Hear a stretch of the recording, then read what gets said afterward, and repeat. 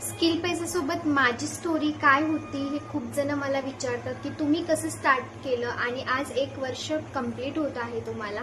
त्यामध्ये कोणकोणत्या अडचणी आल्या जेणेकरून तुम्ही आम्हाला थोडं सजेस्ट करू शकाल, गाईड करू शकाल. सो नमस्कार मंडळी, कसे आहात सगळे? Welcome back to my YouTube channel.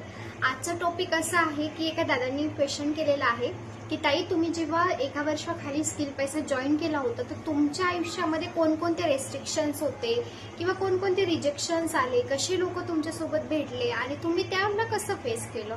चला तर मग डिस्कस करूयात.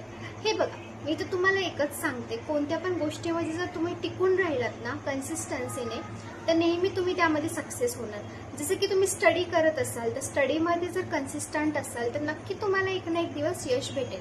एक दिवस फेल्युअर भेटेल, दुसऱ्या दिवशी फेल्युअर भेटेल, तिसऱ्या वेळेस फेल्युअर भेटेल, पण एक दिवस नक्की तुम्ही यशस्वी व्हाल. मग ते कोणती पण कॉम्पिटिटिव्ह एक्झाम का असे ना, कोणतं का काही असे ना.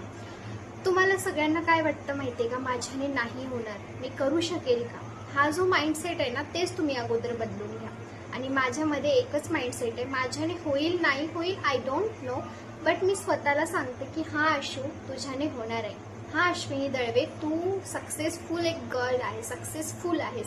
मी स्वतःला असं मॅनिफेस्ट करत असते आणि मला माहिती नसतं की मी त्यामध्ये यशस्वी होईल किंवा नाही होईल, पण स्वतःला तर एवढं सांगते की तुझं तू 100% दे, बाकी चला बघूयात. तू चाल पुढं, तुला रे गड्या भीती कशाची.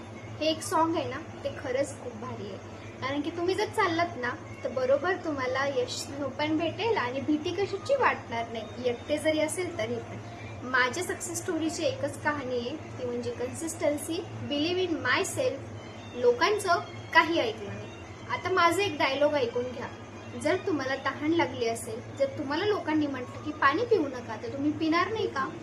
पिणार ना का? कारण की तुमची गरज आहे. तुम्हाला तुमची तहान स्वतः मिटवायची आहे.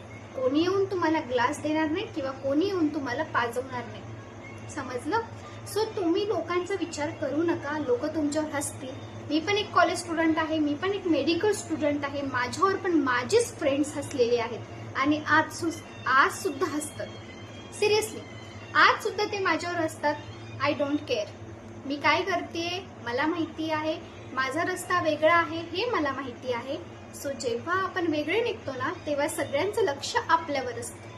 आपण काहीतरी वेगळं करतो ना, सगळे लोक आपल्याकडे बघतात. मला कोणत्या फ्रेंडचा सपोर्ट नाही, मला कोणत्या टीचरचा सपोर्ट नाही, ना कोणाचा सपोर्ट, तरी पण मी पुढे चालत राहते. मला माहिती आहे माझं प्रोफेशन मेडिकल आहे, पण मी त्या प्रोफेशनला घेऊन चालतेय आणि माझी जर्नी मी स्टार्ट केली. मला एक सांगा, मी एक सध्या विद्यार्थी आहे. म्हणजे विद्यार्थी दशेमध्ये कोण 1 रुपया देणार नाही मला, ना कॉलेजवाले देणार आहेत, ना बाहेरचे देणार आहेत, ना कोणी जॉबला मला घेणार आहे.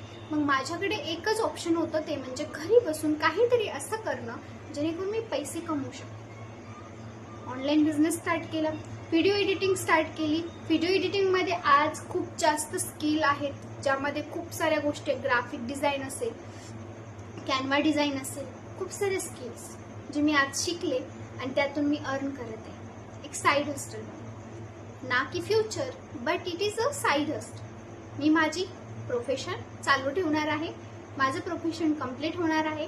आणि असं पण नाही माझं प्रोफेशन कम्प्लीट होण्यानंतर ही जॉब सुटेल किंवा नाही, because it's not my job, it's my passion. आणि हे माझं एक हॉबी म्हणून आहे, मला आवडतं म्हणून मी करते. बाकी पैसे कमवणं हा पण माझा उद्देश नाहीये. पैसा हा आपोआप येतो. मी कधी पैशाच्या मागे नाही पळत, बल्कि पैसा स्वतःहून माझ्याकडे कसा येईल हा विचार करते. काहीतरी असं बनवा स्वतःला की जेणेकरून सगळे तुमच्याकडे येतील. आणि हा जो माइंडसेट आहे ना, ते मला कोणी दिला नाही, फक्त एकाच गोष्टीनं दिला, ते म्हणजे स्किल पैसा. जेव्हापासून मी स्किल पैसामध्ये आले ना, त्याच दिवसापासून माझा माइंडसेट चेंज झाला. मग ते कोणी बदलू शकत नाही, कारण की स्किल पैसाने मला कॉन्फिडन्स दिलाय, स्किल पैसाने मला एक स्टेज दिले आणि एवढी डेअरिंग दिली आहे ना की बस. पॉझिटिव्हिटी भरपूर, कारण की इथले लोक खूप पॉझिटिव्ह आहेत आणि अशा लोकांसोबत मी राहते. तुम्ही का मागे राहणार?